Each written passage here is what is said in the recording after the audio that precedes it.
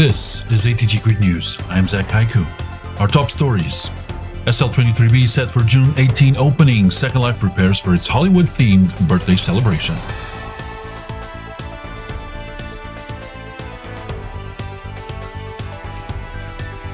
Second Life Hair Fair 2026 opens. Hair Fair raises funds for Wigs for Kids through June.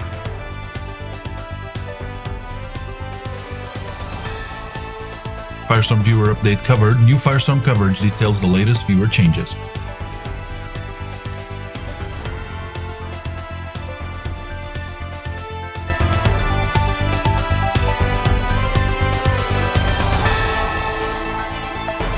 Hello and welcome to ATG News. Second Life is preparing for one of its biggest annual celebrations as SL23B gets ready to open later this month. Linden Lab has confirmed that Second Life's 23rd birthday celebration will run from June 18th through July 19th, marking more than 2 decades of virtual community, creativity, entertainment, and user-built culture across the grid. This year's theme is the Golden Age of Hollywood, setting the stage for a celebration inspired by classic cinema, red carpets, vintage glamour, and the magic of the silver screen. The birthday event is expected to feature a full month of live music, performances, community exhibits, and celebrations across multiple regions. SL23B is traditionally one of the most visible showcases of what residents create in Second Life, bringing together artists, performers, builders, merchants, educators, communities, and longtime residents in a shared anniversary event.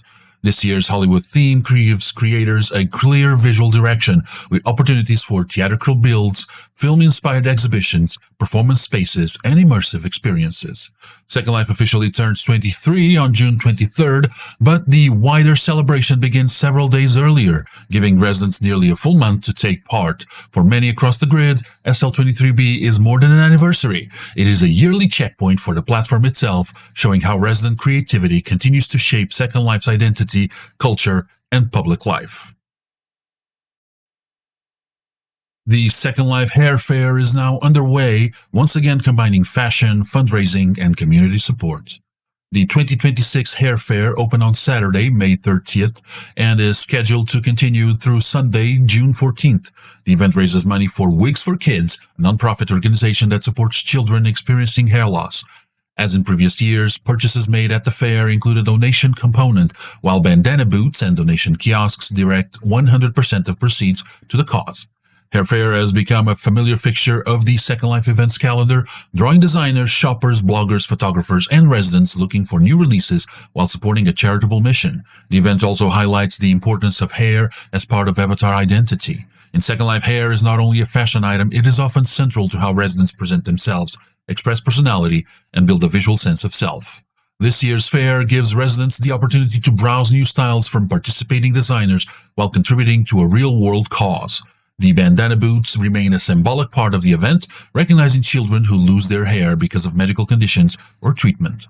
With the event running through June 14th, residents still have time to visit, shop, donate, and take part in one of Second Life's long-running charity traditions. Firestorm has released version 7.2.4.80712, bringing the popular third-party viewer into closer alignment with recent Linden Lab viewer changes, while also adding several Firestorm-specific quality-of-life improvements. One of the most visible additions is a new set of avatar alignment and facing tools. These include an avatar alignment compass and a face nearest avatar option, allowing residents to quickly turn towards a nearby avatar within 20 meters. The feature is designed to help with social interaction, photography, roleplay, couple animations, hugs, dances, and other situations where avatar positioning matters. The update also introduces region-based group activation. Residents can now set a group to automatically become active when entering a specific region. This is especially useful for performers, merchants, event staff, estate managers, and builders who regularly need the correct land group active for resing, access, or permissions. Firestorm 7.2.4 also adds a new protection option aimed at reducing phishing risk. Residents can choose to disable masks, square, bracket, links in chat, instant messages, group notices, and object text from other residents. When enabled, the viewer shows the actual URL instead of allowing a hidden destination behind a labeled link. Several communication and interface tools have also been improved. IM tabs can now be ordered by conversation type. Chat can be set to deselect after sending messages in third-person view or mouse look. Local chat timestamps can be switched between 12-hour and 24-hour formats, and the viewer's UI sounds settings have been reorganized into a single scrolling list with sound previews. Search has also received attention. Firestorm now uses Linden Labs' legacy search implementation by default, while still allowing users to switch back to the Firestorm legacy search through a debug setting. Area search gains copy support, making it easier to export results into spreadsheets, and the gestures full floater now includes a search field. For creators, the release includes major improvements to Firestorm's local mesh capability, including glTF support. Contact sets have also been expanded with drag-and-drop support, filtering online status sorting, custom auto responses, alias tools, and stronger integration with avatar profiles and the avatar picker. The release also includes WebRTC voice fixes, including corrections for muted voice after quickly toggling the speak button, disrupted income audio after changing audio settings, and peer-to-peer chat timing issues on WebRTC-enabled regions. A clean install is not required for this release, but users are advised to back up their settings before updating and to download Firestorm only from the official Firestorm website. The update was released on June 1st, and in our page overview notes that it focuses on visible and user-facing changes rather than every bug fix included in the full changelog. Preparations for Relay Weekend are becoming more visible as the regions making up the relay track have now appeared in Second Life. Second Life Newser reports that the track sims are online, including campsite regions, exhibit areas, and the American Cancer Society region. The report also notes that some areas are designed as special exhibit sims, while others will host team campsites and activity spaces connected with the wider Relay for Life of Second Life effort. Relay for Life is one of the most established charitable campaigns in Second Life, bringing residents together to raise funds and awareness for cancer research and support through the American Cancer Society.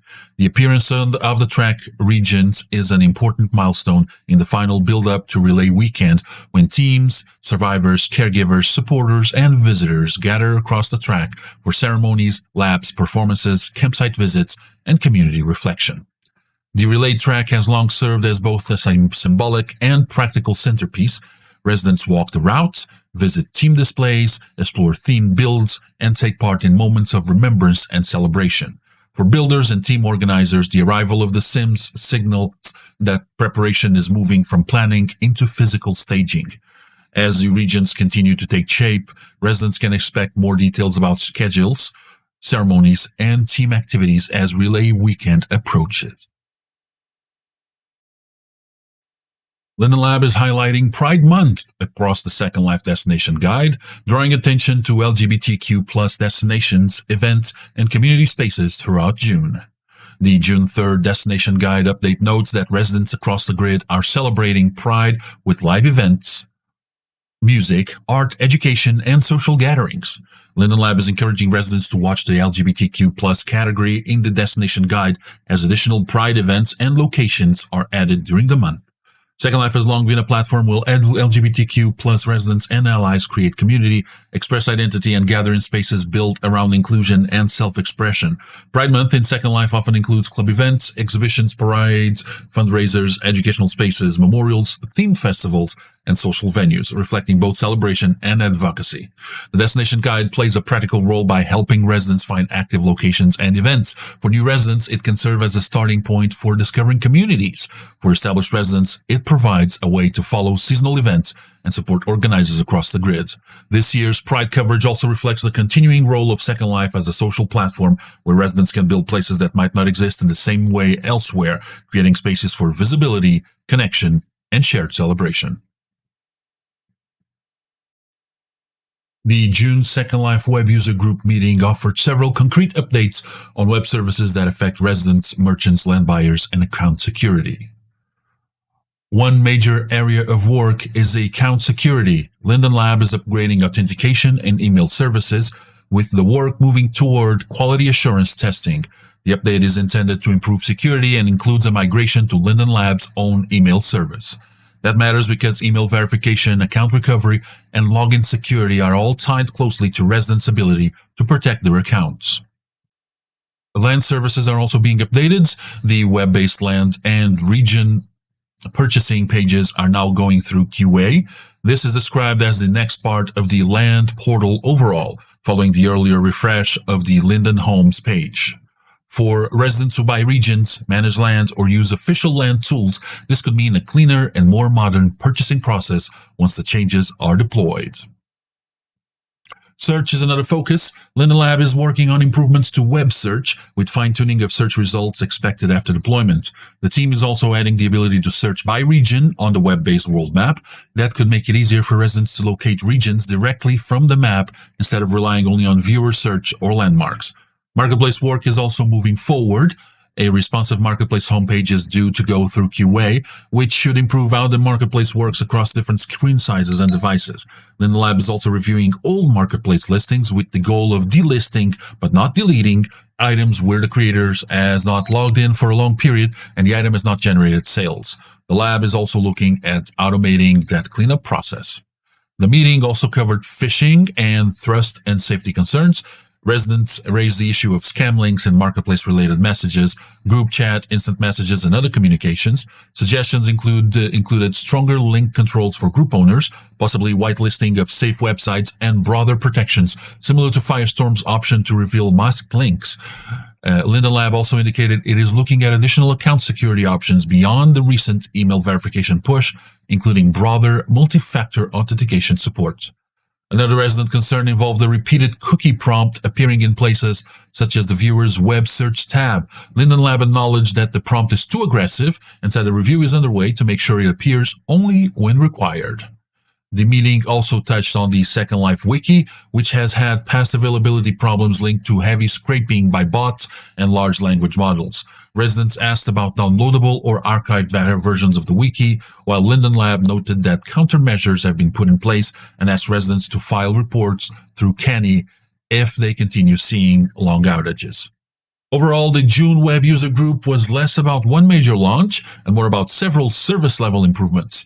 Stronger account security, refreshed land tools, better search, marketplace cleanup, possible anti-phishing controls, and a review of how Second Life's web properties serve residents day to day.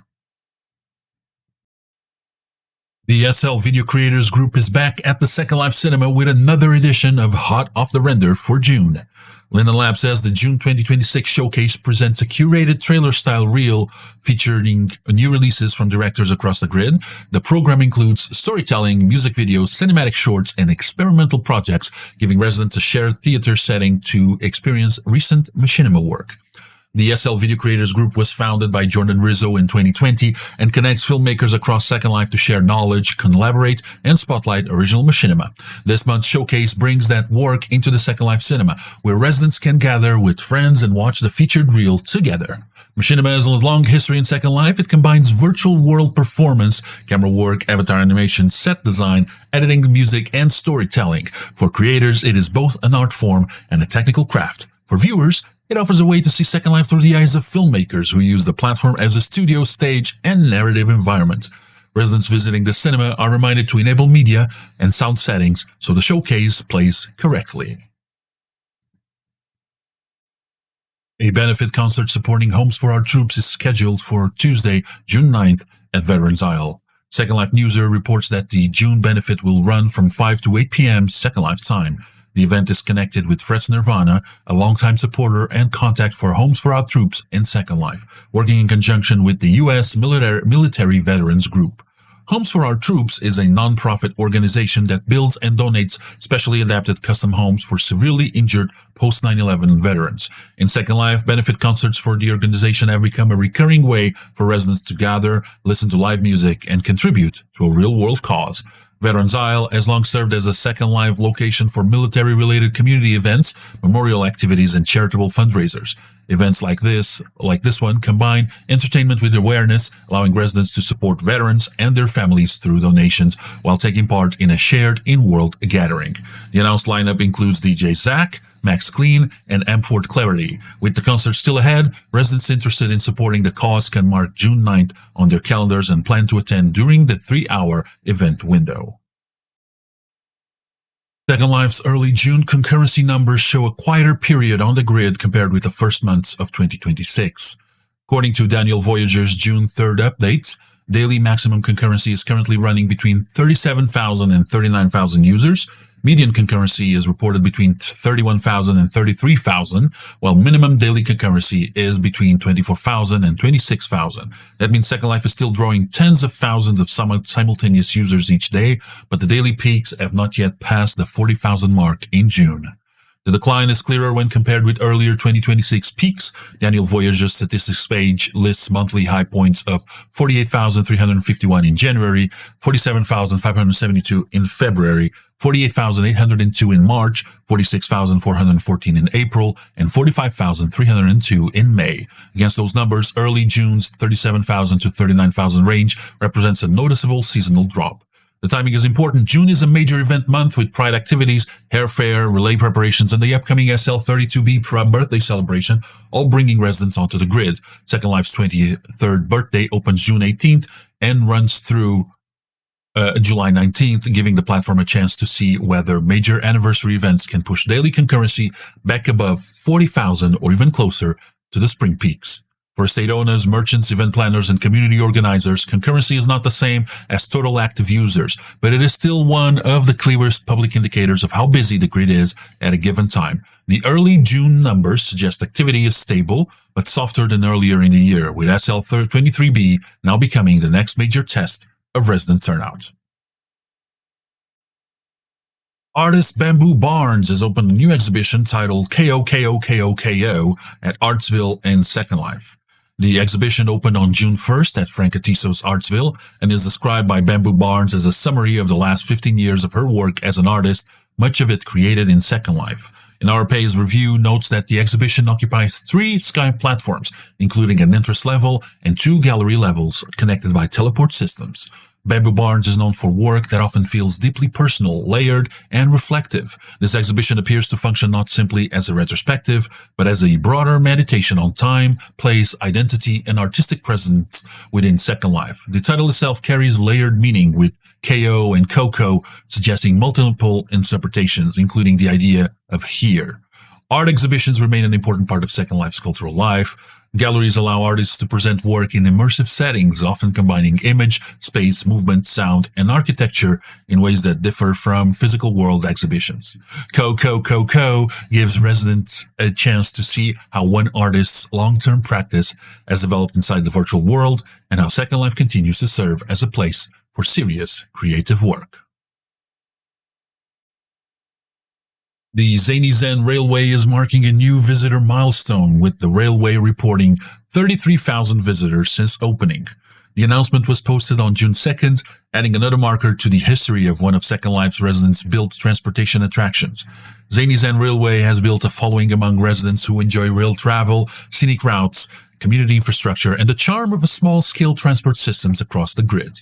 Railroad projects in Second Life are more than novelty builds. They reflect a long tradition of resident-made public experiences, where creators design routes, stations, vehicles, scenery, signage, and community hubs that encourage exploration. For riders, a railway offers a slower and more social way to experience a region.